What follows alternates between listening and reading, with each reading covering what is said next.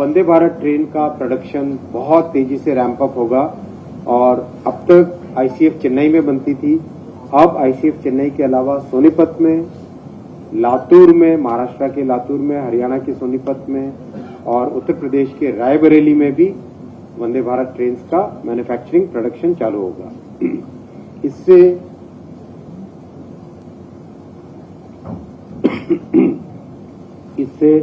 जो देश के कोने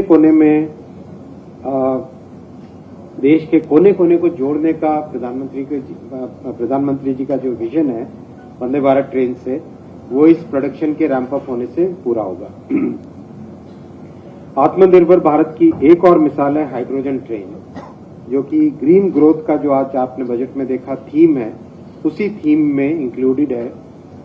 दिसंबर 2023 तक हाइड्रोजन ट्रेन बन के निकलेगी, जो कि पूरी तरह से भारत में डिजाइन, भारत में मैन्युफैक्चर। साथ ही साथ जितने हमारे हेरिटेज सर्किट्स हैं उन सब में पहले हाइड्रोजन ट्रेन को चलाया जाएगा। जैसे कालका शिमला हेरिटेज सर्किट है, ऐसे सर्किट्स में पहले हाइड्रोजन ट्रेन को चलाया जाएगा और फिर बाद में उसको और ज्यादा विस्तृत किया जाएगा। ग्रीन ग्रोथ के दूसरे इनिशिएटिव में आपने देखा अभी तक करीब 85% से ज्यादा रेलवे नेटवर्क इलेक्ट्रीफाई हो चुका है।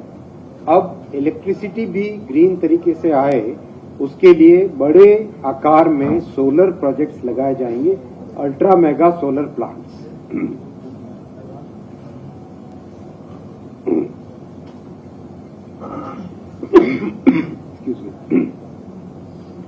इंफ्रास्ट्रक्चर की ग्रोथ के लिए कॉरिडोर अप्रोच लगाया जाएगा, जिसमें एनर्जी कॉरिडोर, जो हमारे पहाड़ी एरियाज हैं, हिली एरियाज हैं, उनके लिए अलग कॉरिडोर्स, फिर सागरमाला जो पोर्ट्स को कनेक्ट करने के लिए, फिर जनजाति गौरव कॉरिडोर, जो कि ट्राइबल एरियाज हमारे जो अनकनेक्टेड है उन सबको कनेक्ट करने के लिए जनजाति गौरव corridor, cement corridor, energy corridor, इस तरह से इकोनॉमिक कॉरिडोर और सोशल कॉरिडोर्स का कॉम्बिनेशन लेके इंफ्रास्ट्रक्चर को डेवलप किया जाएगा।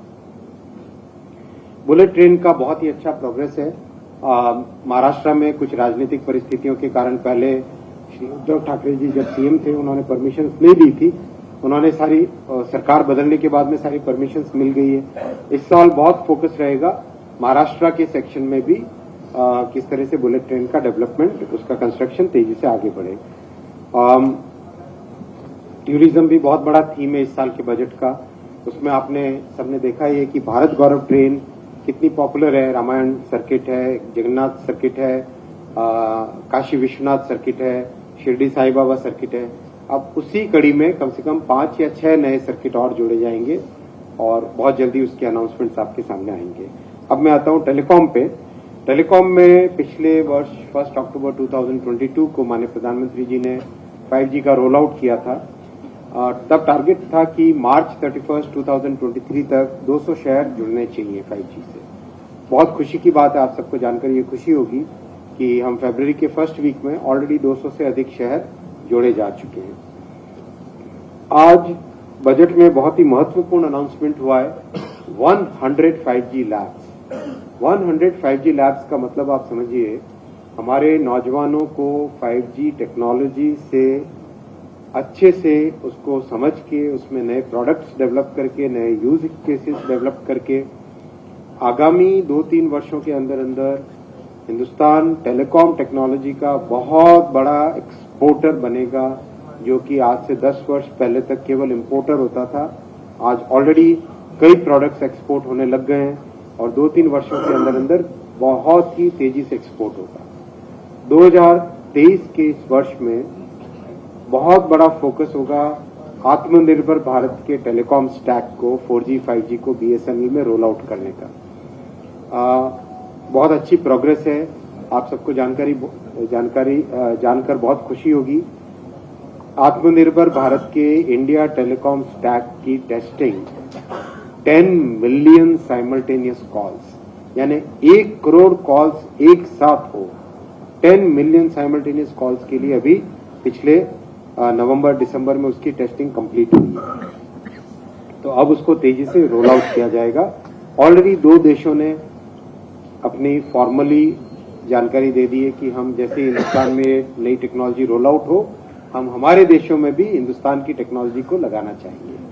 तो टेलीकॉम में बहुत ही अच्छा बजट में प्रोविजन रखा गया है और डिजिटल के लिए तो बहुत ही मैं माननीय प्रधानमंत्री जी को बहुत बहुत धन्यवाद देता हूं, माननीय वित्त मंत्री जी को बहुत बहुत धन्यवाद देता हूं कि जो डिजिटल में प्रधानमंत्री जी के डिजिटल इंडिया के विजन को आज दुनिया भर में जो माना गया है उसको और विस्तृत किया जा रहा है, उसको और नए डायमेंशंस दिए जा रहे हैं। जो हिंदुस्तान का पब्लिक प्राइवेट पार्टनरशिप का कॉन्सेप्ट है जिसमें पब्लिक फंड से यूज करके एक प्लेटफॉर्म बने, जैसे पेमेंट का प्लेटफॉर्म है और उसमें बाकी सब लोग जुड़े, बैंक जुड़े, ई कॉमर्स जुड़े, स्टार्टअप्स जुड़े, 1.2 बिलियन पीपल जुड़े, कस्टमर्स जुड़े, हर कोई जुड़े, इस कॉन्सेप्ट को अब एग्रीकल्चर में भी लेके आया जाएगा।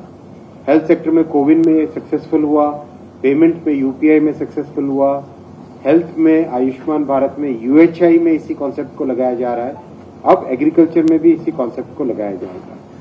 साथ ही साथ बहुत खुशी की बात है कि जो इलेक्ट्रॉनिक्स मैन्युफैक्चरिंग में हिंदुस्तान एक बहुत बड़ी ताकत बन के उभरा है, अब कंपोनेंट का इकोसिस्टम भी हिंदुस्तान में आ रहा है। आज बजट में एक बहुत ही इंपॉर्टेंट कंपोनेंट लेंस जो मोबाइल फोन में लगता है उसके ऊपर कस्टम्स ड्यूटी की रियायत दी गई है और साथ ही साथ एक कैसे कंपोनेंट इकोसिस्टम डेवलप हो उस पर एक फोकस लाया गया है। इससे आज जो $9 बिलियन का स्मार्टफोन का एक्सपोर्ट है इस वर्ष में, वो आगामी वर्षों में 20-25 बिलियन डॉलर की तरफ पहुंचेगा। डेटा गवर्नेंस फ्रेमवर्क बहुत ही इंपॉर्टेंट आज पॉलिसी डिसीजन अनाउंस हुआ है बजट में। भारत सरकार के पास बहुत सारे नॉन पर्सनल डेटा के डेटा सेट्स हैं, जैसे मान लीजिए वेदर से रिलेटेड, क्लाइमेट से रिलेटेड डेटा सेट्स हैं। अब क्लाइमेट से रिलेटेड 20-25 वर्षों का जो डेटा सेट है, क्या उसका उपयोग करके फार्मर्स को, हमारे किसानों को एक बहुत ही ऑथेंटिक तरीके से वेदर की और क्लाइमेट की जो प्रेडिक्शंस है वो दी जा सकती है। ये सब थॉट प्रोसेस के साथ जो नॉन पर्सनल डेटा सेट्स हैं उनको कैसे उपयोग में लाके स्टार्टअप के थ्रू, एआई के यूज के थ्रू कैसे ज्यादा से ज्यादा अच्छी से अच्छी सर्विसेज सिटीजन्स तक पहुंचाई जा सके, उस थॉट प्रोसेस के साथ इस पॉलिसी को अनाउंस किया गया है। और ईज ऑफ लिविंग में डिजी लॉकर का आप सबने तो इसका उपयोग किया ही होगा, बहुत ही इफेक्टिव एक मैकेनिज्म है, बहुत ही इफेक्टिव टूल है ये। इसका केवाईसी अक्रॉस डिफरेंट सर्विसेज के लिए उपयोग होगा, ये आज के बजट में अनाउंस हुआ है। आपने देखा एआई के लिए 2023 एक वाटरशेड, एक टिपिंग पॉइंट वाला वर्ष है। ऐसे में हिंदुस्तान में जहां एआई का टैलेंट मैक्सिमम अवेलेबल है, दुनिया भर में एआई का टैलेंट हाईएस्ट कंसंट्रेशन इंडिया में है। ऐसे में आज 4 सेंटर्स ऑफ एक्सीलेंस अनाउंस हुए हैं, जो कि एआई को कैसे हम अपनी सर्विस डिलीवरी में यूज कर सके, बेटर फैसिलिटीज प्रोवाइड करने में यूज कर सके, उसके लिए इन सेंटर्स ऑफ एक्सीलेंस का यूज किया जाएगा। तो इस तरह से तीनों मंत्रालय कवर हुए। Now it is open for questions. Thank you sir. Please raise your hand and use the mic.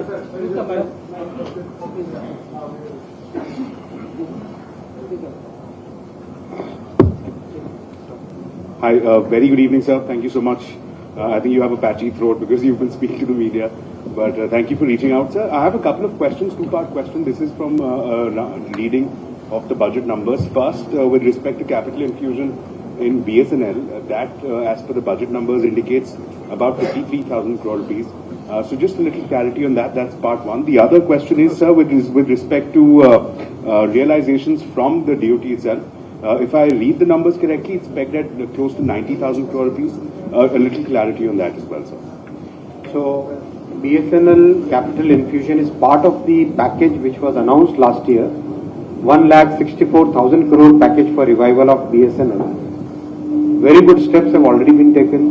Most of the balance sheet items which were there on BSNL balance sheet have already been addressed.